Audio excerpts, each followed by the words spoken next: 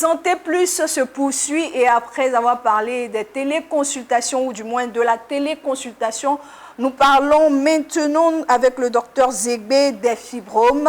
Le docteur Zegbé est chirurgien gynécologue diplômé de l'Université de Paris, chercheur en pharmacopée africaine. Et je le dis, avec le docteur Zegbé, nous parlons des fibromes. Bonjour docteur. Bonjour madame. Bienvenue sur notre plateau. Il faudrait savoir que les fibromes sont des tumeurs non cancéreuses dans l'utérus qui peuvent se développer chez les femmes pendant les années où celles-ci sont en âge de procréer. Est-ce qu'il y a des causes des fibromes? Et est-ce que c'est spécifique aux femmes noires ou toutes les femmes du monde peuvent manifester les fibromes? Oui, vous avez raison de dire tumeurs non cancéreuses. En fait, quand vous entendez en médecine le son homme, ça veut dire qu'il y a une boule ou une tumeur. Tumeur, ça veut dire quelque chose qui a grossi. Donc, c'est une tumeur développée au dépend de quoi? Le premier mot, c'est là, ça développé au dépend de quoi? Quand c'est fibre, c'est fibrome, ça veut dire que c'est une tumeur développée au dépend de fibres.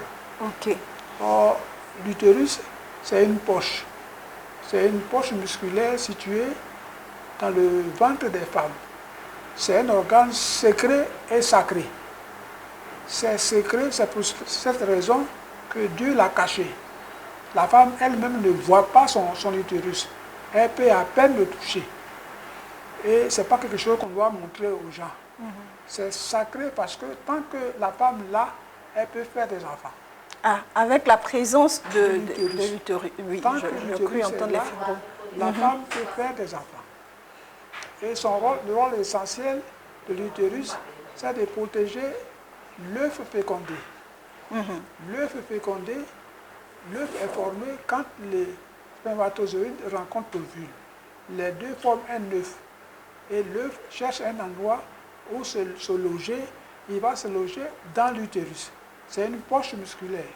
Et une fois que l'œuf est dans l'utérus, il s'entoure d'une membrane, forme une poche et l'enfant se développe à l'intérieur de la poche. Cette poche se communique avec l'utérus, donc par le placenta, qui est un organe, qui c'est un filtre qui aspire les éléments qui sont chez la mère pour les envoyer vers l'enfant en passant par le cordon ombilical. C'est là que l'enfant crée sa poche et se développe à l'intérieur de la poche. Au début, il n'a aucun organe, c'est une petite masse, une petite chair qui va après se constituer, avoir des différentes parties. La tête, les bras, le ventre, la poitrine, tout se forme au fur et à mesure. Et l'enfant est protégé comme ça, dans sa poche, il ne touche absolument rien. Et donc, quelles sont les causes des fibromes? Alors, je vous disais que lorsque notre Seigneur Dieu a fait les êtres humains, il les a divisés en deux groupes. À un groupe, il a donné une substance qui améliore le corps. Et à l'autre groupe, il n'en a pas donné. Ceux qui ont reçu cette substance-là, qui s'appelle la mélanine, ont le teint soit foncé, comme Macky Sall, soit légèrement clair, comme Paul Biya. Ou comme vous. Voilà.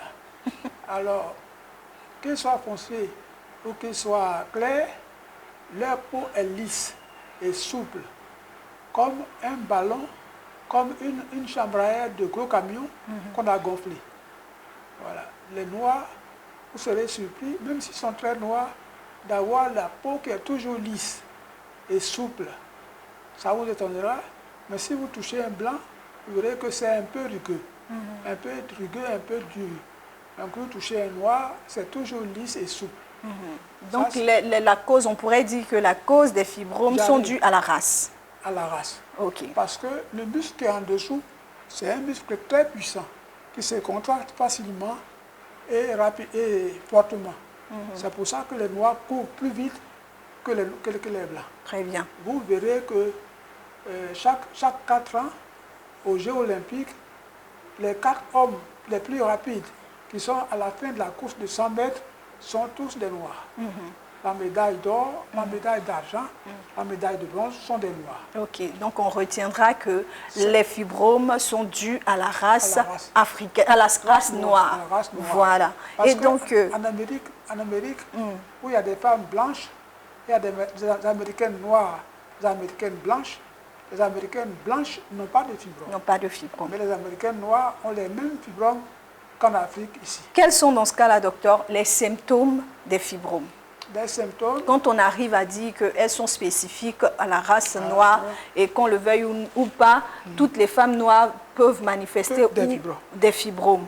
Voilà. Donc, quels sont les symptômes de la présence des fibromes? C'est la boule qui est à l'intérieur de l'utérus, soit profondément sur le feuillet le plus interne, soit vers le muscle, soit vers l'extérieur. Toujours est-il que c'est la boule qui fait le fibrome, c'est la boule. Okay. Ensuite, ça saigne. Voilà. Les signes visibles, au fait. Les signes visibles, les règles sont plus prolongées, plus abondantes que les autres femmes. Donc, c'est... noirâtre aussi? C'est un peu noirâtre, mais abondant surtout. C'est l'abondance qui fait que souvent, elles sont un peu anémiées. Et sur une longue durée? Oui. Les règles sont longues? Sont longues. Okay. Elles sont plus longues qu'habituellement. Quand on a ces symptômes-là, il faut consulter un gynécologue. Il y a peut-être une présence de fibromes. Voilà. Est-ce que tous les fibromes doivent subir une opération chirurgicale? Pas du tout, surtout pas. Okay. Pourquoi? Donc on va parler des traitements. Est-ce qu'il existe des traitements à part la chirurgie, les opérations? Là, je vais vous dire comment la chirurgie est venue. Quand les Blancs venaient en Afrique, dans leur idée, ils venaient chercher des esclaves pour travailler parce que les Noirs sont forts, physiquement forts.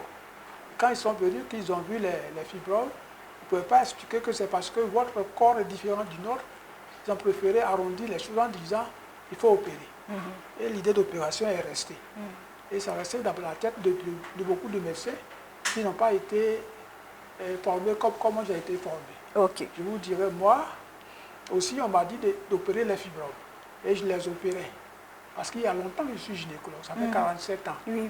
Donc, quand j'étais médecin-chef à la maternité de Boaké, j'ai opéré une femme jeune comme vous, je touche du bois, que vous n'avez jamais de fibromes, que vous viviez comme ça parce que ce n'est pas forcé.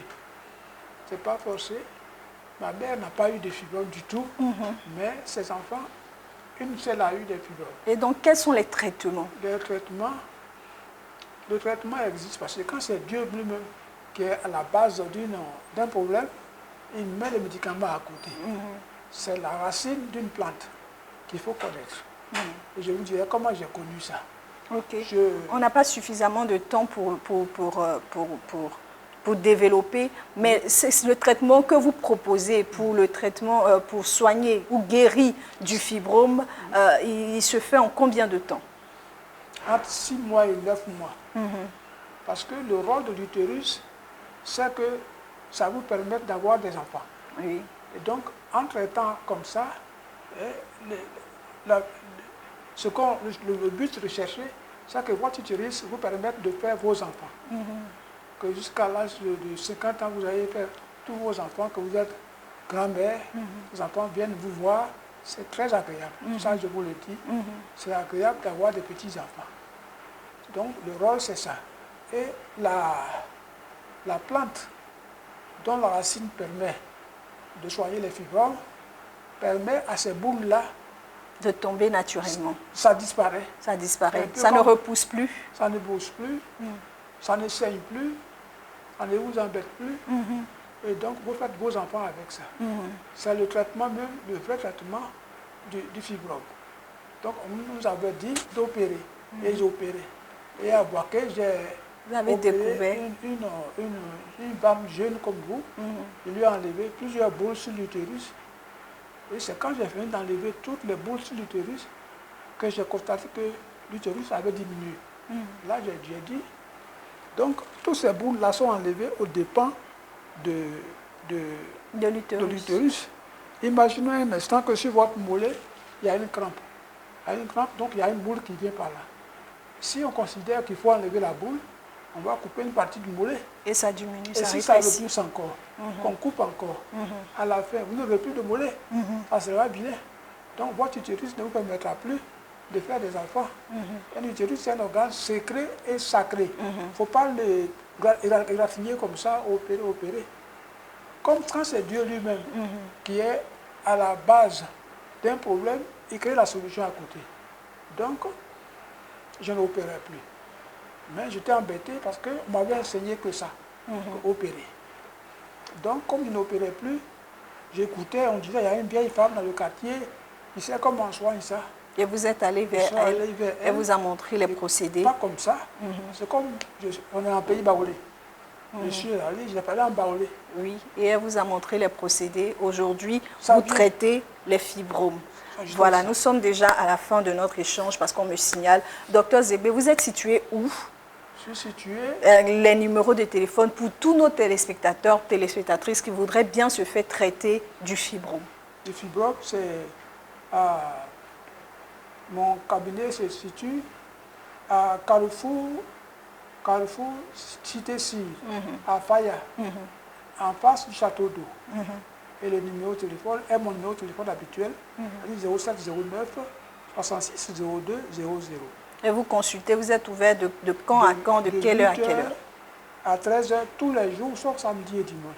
Très bien. Voilà. Merci. C'est un médicament qui traite bien les fibromes, ça les fait disparaître. Et il ne repousse plus. Même si ça repousse, on les retraite. On traite encore. Et c'est mieux pour vous que de se faire opérer.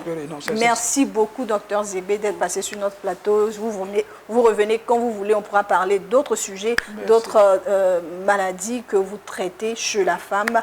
Je vous propose à présent de passer à la deuxième rubrique de notre émission Médecine alternative. Et aujourd'hui, je vous l'avais déjà dit, nous parlons de l'avocat.